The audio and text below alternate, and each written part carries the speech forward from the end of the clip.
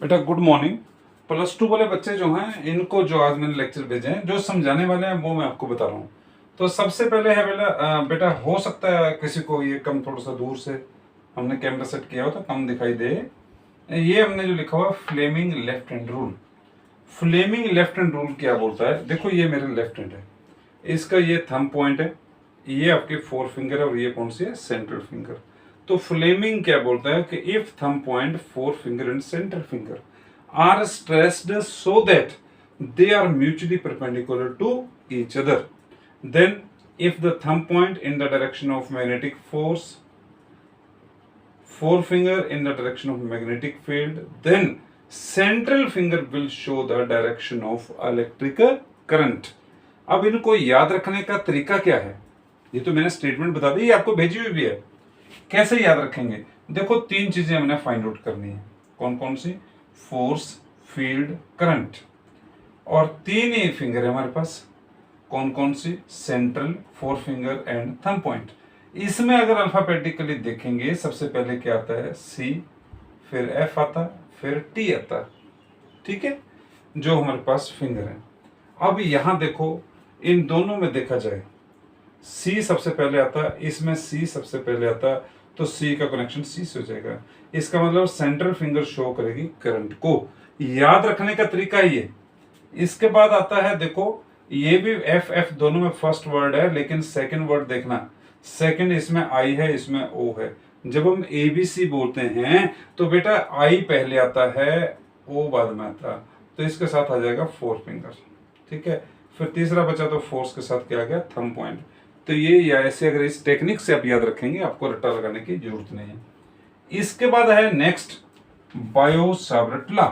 कि what is Biot Savart law, कि Biot Savart law क्या होता है, ठीक है। इसको बताने के लिए ये हमारे पास एक कंडक्टर है X Y, let us consider we have a conductor X Y in which current flowing from X to Y direction, clear, in which current flowing from x to y direction, p is the observation point, let AB is the small elementary part of the conductor and p is the observation point where we have to find the resultant magnetic field. Let dB is the magnetic field due to elementary part AB.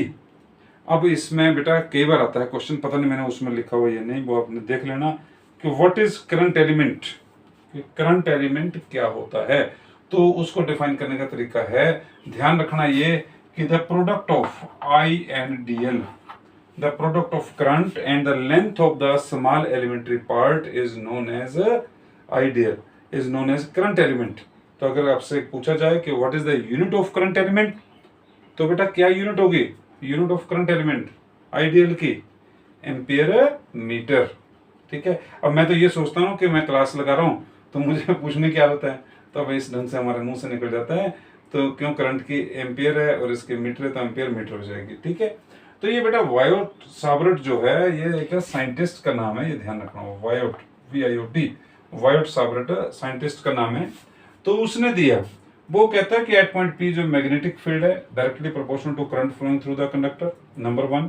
Number 2, the magnetic field at point P directly proportional to the length of the small elementary part, number 3, the magnetic field at point P directly proportional to the angle between the line joining the small elementary part at point P and the conductor XY, and number 4, the magnetic field is inversely proportional to the square distance between the observation point and the small elementary part AB.